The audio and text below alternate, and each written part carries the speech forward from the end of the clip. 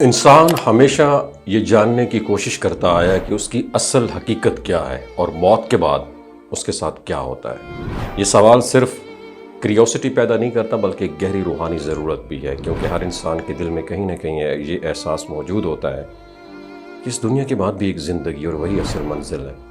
اللہ تعالیٰ نے ہر انسان کی فطرت میں اپنی ایک پہچان رکھی ہے، اور یہی وجہ ہے کہ جب انسان کسی بڑی مشکل یا مصیبت میں مبتلا ہوتا ہے تو وہ بے اختیار اپنے رب کو پکارتا ہے۔ نو ڈاؤٹ دنیا کی مصروفیات، خواہشات اور گناہ انسان کو غافل کر دیتے ہیں، لیکن دل کے کسی کونے میں اللہ کی پہچان ضرور ہوتی ہے۔ اس لیے زندگی کے کسی نہ کسی مرحلے پر بہت سارے لوگ توبہ کر کے اللہ تعالیٰ کی طرف واپس آ جاتے ہیں۔ قرآن مجید میں واضح طور پر ارشاد ہے کہ ہر جان کو موت کا ذائقہ چکھنا ہے۔ اس سے حقیقت سے نہ کوئی بادشاہ بچ سکتا ہے اور نہ کوئی غریب، اور ایک دن ہر انسان کو اس دنیا سے رخصت ہو جانا ہے۔ موت کا لمحہ نیک لوگوں کے لیے سکون اور راحت کا باعث بنتا ہے، جبکہ گناہوں میں ڈوبے ہوئے انسانوں کے لیے یہی لمحہ سختی اور خوف کا سبب بنتا ہے۔ اسی وقت انسان کو دنیا کی حقیقت کا اندازہ ہو جاتا ہے کہ یہ دنیا کتنی عارضی تھی اور اصل کامیابی کیا ہے۔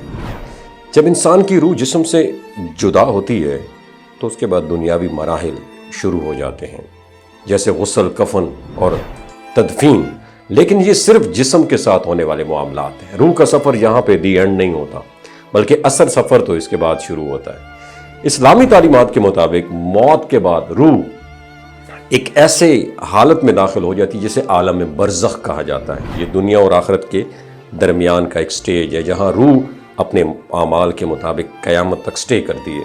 یہ ایک ایسا عالم ہے جس کی مکمل حقیقت ہمیں معلوم نہیں ہے، لیکن قرآن اور احادیث ہمیں اس کے بارے میں بنیادی رہنمائی فراہم کرتی ہیں۔ نیک اور صالح لوگوں کی روحوں کے لیے برزخ کی زندگی آرام اور سکون والی ہوتی ہے۔ حدیث میں آتا ہے کہ جب مومن کو قبر میں رکھا جاتا ہے تو اس کے لیے جنت کی کھڑکی کھول دی جاتی ہے، جہاں سے جنت کی خوشبو اور ٹھنڈی ہوا آتی ہے، اور اس کی قبر کو کشادہ کر دیا جاتا ہے۔ آپ صلی اللہ علیہ وآلہ وسلم نے فرمایا کہ قبر جنت کے باغوں میں سے ایک باغ ہے یا جہنم کے گڑھوں میں سے ایک گڑھا ہے۔ ترمذی کی حدیث ہے۔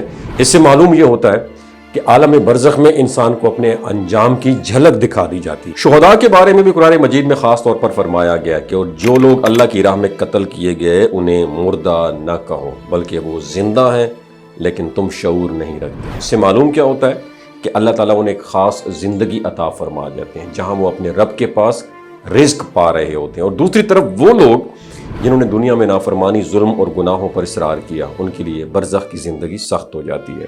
ان کی قبروں میں تنگی، اندھیرا اور عذاب ہو سکتا ہے، اور احادیث میں آتا ہے کہ ایسے لوگوں کے لیے جہنم کی کھڑکی کھول دی جاتی ہے جہاں سے گرم ہوا اور تکلیف دہ مناظر ان تک پہنچتے ہیں۔ اور یہ بات بھی اسلامی روایات میں ملتی ہے کہ روحیں اپنے جیسے لوگوں کے ساتھ رہتی ہیں۔ نیک روحیں نیک روحوں کے ساتھ اور بری روحیں بری روحوں کے ساتھ رہتی ہیں۔ اور بات احادیث میں یہ بھی اشارہ ملتا ہے کہ روحیں ایک دوسرے کو پہچانتی بھی ہیں اور آپس میں ملتی بھی ہیں، اگرچہ اس کی مکمل کیفیت ہمیں معلوم نہیں ہے۔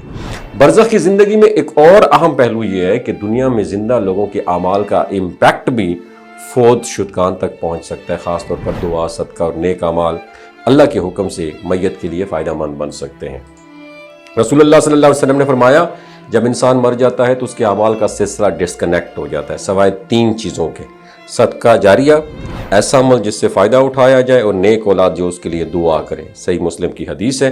یہ ہمیں اس بات کی طرف متوجہ کرتا ہے کہ ہمیں نہ صرف اپنی آخرت کی تیاری کرنی چاہیے بلکہ اپنے پیاروں کے لیے بھی دعا اور نیک اعمال کا اہتمام کریں۔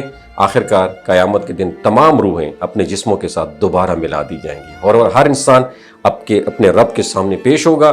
وہاں نہ کوئی حسب نسب کام آئے گا، نہ ہی دنیاوی سٹیٹس کام آئے گا، بلکہ صرف اعمال ہی فیصلہ کریں گے۔